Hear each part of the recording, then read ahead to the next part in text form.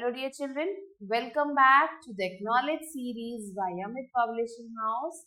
We are doing English Grammar. This is a book 7 and I am Vandana, and today we are doing your English Grammar book, and the name of the book is English Grammar Plus Skills Unleashed Workbook. So children, today we are going to do a new chapter, and it is chapter number 3 of the book, and the name of the chapter is Nouns. Yes, noun, the very interesting thing that we have learned from our early childhood. So let's start with the chapter. So a noun is a part of speech that helps us name anything that we see around us. So noun क्या होता है? वो ऐसा part of speech है जो हमारे आसपास की चीजों को डिस्क्राइब करने में या उसको बताने में हमारी हेल्प करता है. It can be the name of a person, place, thing, animal, emotion or quality. So ये जितनी भी चीजें यहाँ लिखी गई ये सारे noun हो सकते हैं. Now look at the following types of noun. Here the table is given. Noun is written here, and it's divided into 3 parts: proper noun, common noun and abstract noun. So children, here common noun is divided into 4 parts, and that is countable, uncountable, collective and material. So let's start to learn about more about them. First is the proper noun. Proper nouns are words that denote the name of a particular person or place. So proper noun वो होते हैं जो किसी भी person या place को के बारे में हमें और ज़्यादा बताते हैं कि कोई particular person की बात यहाँ पे हो रही है. The bold words below are example of proper noun. So history is one of my favorite subjects and it is taught by Mrs. Kriplani. So यहाँ पे history एक main thing है जो one and only है. That's why it is proper noun, and Mrs. Kriplani इस school की एक particular teacher को कहा जा रहा है. That's why it's written in bold, and both of these are proper noun. Second है common noun. Common nouns are words that denote person or things or of the same kind of class. So common noun वो person या फिर thing होते हैं जो एक ही class के एक ही कैटेगरी के होते हैं. The bold words below are example of common nouns. जो नीचे जो bold words दिए गए हैं वो common noun है. History is one of my favorite subjects. अब यहाँ पे subjects जो है कोई भी हो सकता है. हिस्ट्री के अलावा हम इंग्लिश हो सकता है, and geography हो सकता है, and maths हो सकता है, science हो सकता है, कोई भी subject हो सकता है. So subject can be any, कोई भी subject की बात हो रही है यहाँ पे. So that's why it is common noun. It is taught by Mrs. Kriplani, who is an excellent teacher. अब यहाँ पे टीचर को हाईलाइट किया गया है. क्यों? क्योंकि स्कूल में बहुत सारे टीचर हो सकते हैं, किसी भी टीचर की यहाँ पे बात हो सकती है. So that's why subject and teacher are common noun here. Now read the passage below and make a list of proper and common nouns which appear in it. So इस पैराग्राफ को पढ़ना है हमें और बताना है इसमें जो भी प्रॉपर नाउन है उसे एक कॉलम में लिखना है, कॉमन नाउन को एक दूसरे कॉलम में हमें लिखना है. So the Loch Ness monster is a mysterious creature that is said to live on Loch Ness in the Highlands of Scotland.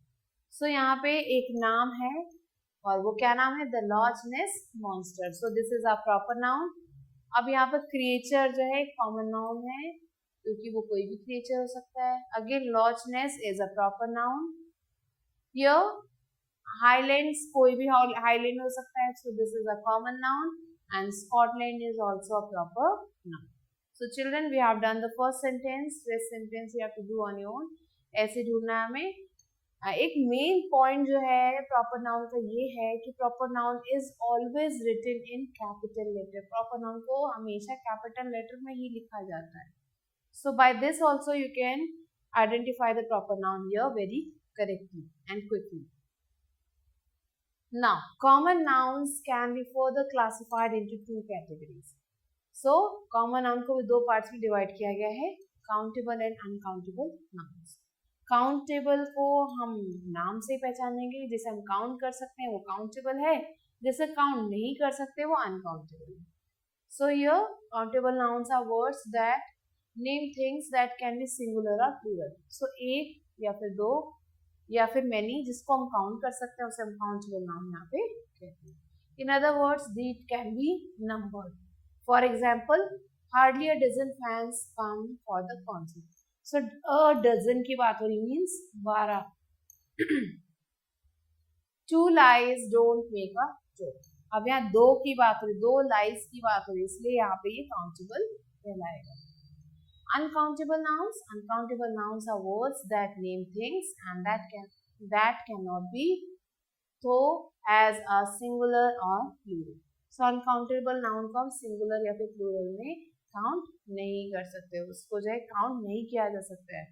In other words, they cannot be numbered. इनको हम number नहीं दे सकते. For example, there is mud all over the trouser. Mud means मिट्टी, मिट्टी को हम count नहीं कर सकते. Is there any milk left in the carton? अब मिल्क की बात हो रही है, कार्टन में क्या थोड़ा सा भी दूध बचा है. सो अब यहाँ पे एनी मिल्क कहा जा रहा है, इसका मतलब हम मिल्क को काउंट नहीं कर सकते. Quality of uncountable nouns. Although uncountable nouns do not have a plural form, uncountable noun को हम plural में कभी भी नहीं लिखते. We can use units to measure to refer to the quantity of uncountable noun. So उसकी uncountable noun की जो units को हम measure कर सकते हैं. Observe the use of these units to measurement with the uncountable noun in bold below. So अब जो है uncountable noun को हम गिन तो नहीं सकते, पर उनके units को हम measure कर सकते हैं. We bought 3 liters of milk. हम लोग 3 लीटर मिल्क लाए. 2 loaves of bread, a sachet of shampoo and 5 kg of rice. अब ये राइस को गिन नहीं सकते तो उसके 5 kg ले आए. शैम्पू की सैशे लेके आए, सैशे को हम गिन सकते हैं. ब्रेड के लोव्स को गिन सकते हैं, बड़े बड़े पीसेस को गिन सकते हैं, और मिल्क के लीटर्स को गिन सकते हैं. We asked the boy to fetch the glass of water, 3 cups of coffee and 2 plates of chips. So अब हम वाटर को नहीं गिन सकते, ग्लास को गिना हमने तो कि हम जो है ग्लास का पानी लाना है. अब हम कॉफी को नहीं गिन सकते, बट कप को गिन सकते हैं कि 3 कॉफी चाय लानी है. चिप्स को नहीं गिन सकते, बट उनके प्लेट को हम गिन सकते हैं कि कितने प्लेट चिप्स लाने हैं, इतने प्लेट चिप्स लाने हैं. Both countable and uncountable nouns could be of 2 further types. So जो दोनों countable और uncountable noun है वो 2 और further types में divide हो जाते हैं. Singular countable nouns cannot occur without an article or a determinant. So singular countable noun जो है वो जो है उसको जो है we cannot it cannot occur without an article. बिना article के ये occur नहीं कर सकते. So I have lost book, I have lost my book. So this one is correct and the first one is incorrect. Uncountable noun cannot take the article a or an. Uncountable noun के साथ हम a और an नहीं लगा सकते. There is a sugar in the box and there is sugar in the box. So this second one is correct and the first one is incorrect. Now the 2 more things that are under this category is the collective noun and the material noun. Collective nouns refers to several members of the same group or class together as a collective. So एक ही group की चीजों के बारे में जब हम बात करते हैं उसे हम collective noun कहते हैं. An army could refer to a group of soldiers. So यहाँ पे आर्मी की बात हो रही है, मतलब कि ग्रुप की बात हो रही है, सोल्जर्स के ग्रुप की बात हो रही है. The bunch could refer to set of keys. तो bunch को यहाँ keys से keys के लिए हम जो है bunch यूज करते हैं. A pack could refer to a number of wolves. Wolves के लिए हम यहाँ पे उनके ग्रुप के लिए हम यहाँ पे pack यूज करते हैं. So these are the collective nouns written in bold. Next is material noun. Material nouns generally refer to materials or substances used for making things. So material noun किस काम आते हैं? किसी substance या फिर material को के लिए काम आते हैं जो things बनाने के use में आ रहे हैं. मतलब किसी भी चीज को बनाने के लिए जो material use होता है that is called the material noun. For example, observe the bold words in the sentence below. Microchips used in computer are made of silicon. So silicon एक material है जिससे microchips बनाए जा रहे हैं. The piano keys were earlier made of ivory but now made of brass. So अब यहाँ पे piano के keys की बात हो रही है कि पहले वो ivory एक material था उससे बनता था और अब वो जो है किससे बनता है, वो brass wood से बनता है. So here ivory and basswood both are the materials used for making piano keys. Next is abstract noun. Abstract noun represent things that are intangible and cannot be seen or touched. So abstract noun ऐसी चीजों के बारे में बताता है, ये वो noun है जिससे आप देख या फिर छू नहीं सकते, सिर्फ फील कर सकते हो. These noun could be the name of the quality, state, concept. So these are the things. अब quality क्या क्या हो सकती है, honesty या फिर intelligence हो सकता है. State क्या हो सकता है, sickness, poverty हो सकती है. Concept क्या हो सकता है, fight या फिर love हो सकता है. Here the examples are given. Laziness is one of the worst vices and there is no escaping difficulty in life. अब लेजीनेस को हम देख नहीं सकते, लेजी पर्सन दिखेगा पर उसके अंदर की लेजीनेस हमें नहीं दिखाई देगी. वाइसेस नहीं दिखेंगे, डिफिकल्टी नहीं दिखेगी और लाइफ भी हमें नहीं दिखाई देगी. एक इंसान को जिंदा तो देख सकते पर उसके अंदर की लाइफ को हम नहीं देख सकते. So these are the things that cover under abstract noun.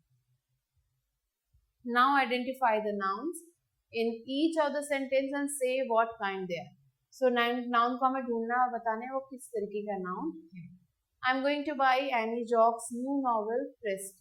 मैं Annie Jock का नया नॉवल खरीदने वाला हूँ जो कि है Pressed. So here Annie Jock is the name of a proper noun and Presto is also a proper noun and novel is a common noun. Courage and honesty makes up a sound character. So यहाँ पे courage और honesty जो है abstract noun है क्योंकि इन्हें हम देख नहीं सकते and character is also an abstract noun. So children, rest questions you have to do on your own and it's your homework. Now fill in the blanks choosing suitable phrase from the box. One has been done for you. So यहाँ पे कुछ phrase दिए गए हैं, उन्हें use करना है and you have to fill the blocks here. A little boy bubbled with excitement to see a bar of chocolate. So chocolate के लिए यहाँ पे हमने collective noun जो use किया है and that is a bar noun. Mumbai has to play dash matches against Happy Valley. So we have to choose a series of will come here. A series of Mumbai has to play a series of matches against Happy Valley. So these are the two questions we have done. Rest questions are your homework. You have to do on your own. Next comes compound nouns. Compound nouns are multi-word nouns. बहुत सारे words को मिला के ये noun बनते हैं. And they are often formed with the help of hyphen. और इन्हें hyphen के मदद से बनाया था. जैसे आप देख सकते हैं multi और word के बीच में एक dash बनाया छोटा था. That dash is called hyphen. उस छोटे से dash को हम hyphen कहते हैं. Now observe the bold compound nouns below. She has two children, one of whom is her stepdaughter. अब यहाँ पे जो बोल्ड कलर से लिखा है वो है स्टेप डॉटर. मीन्स स्टेप और डॉटर दोनों अलग अलग वर्ड्स थे, दोनों को मिला के एक नया वर्ड बना है and that is step daughter.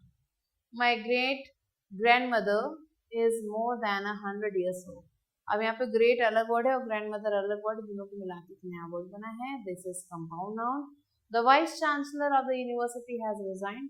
अब वाइस अलग वर्ड है, चांसलर अलग वर्ड है, दोनों को मिला के एक नया वर्ड यहाँ पे बना. Now plural forms of compound nouns. So compound nouns के क्या plural form है? Let's see by adding an s at the end. So compound noun में हम last में s लगा देते हैं. जैसे कि for example stepsons, vice chancellors, man arts, roundups, break-ins, forget-me-nots. By adding s at the head sons. So अब जो head है हमारे sons सन में जो एस यहाँ पे एस लगा दिया. जो मेन है इम्पोर्टेंट जो फर्स्ट पार्ट है उसमें हमने एस लगा दिया. Sons in law, commanders in chief, boys in charge. अब by adding as in head S to head noun with the preposition.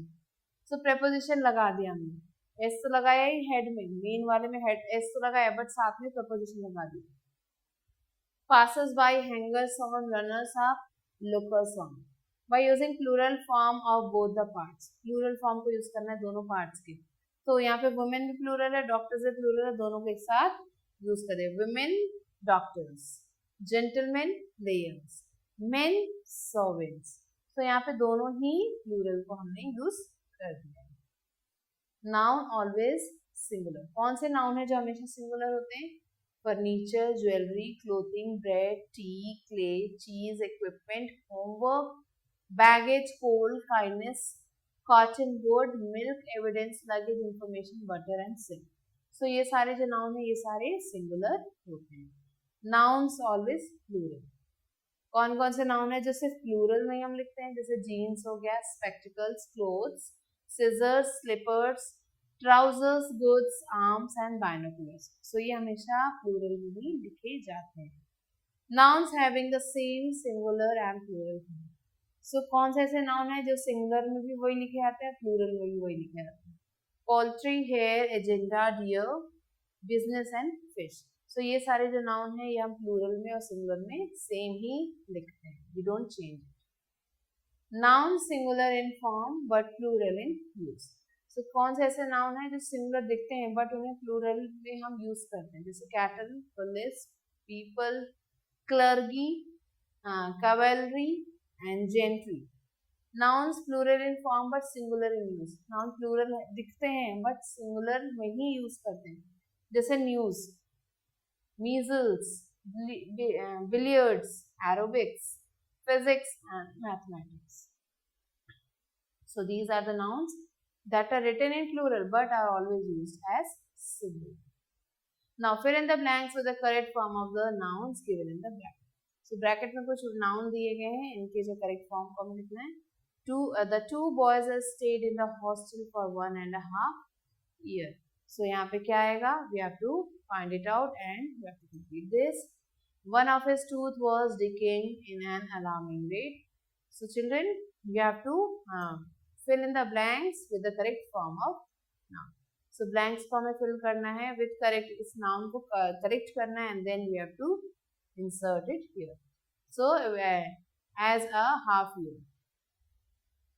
Okay.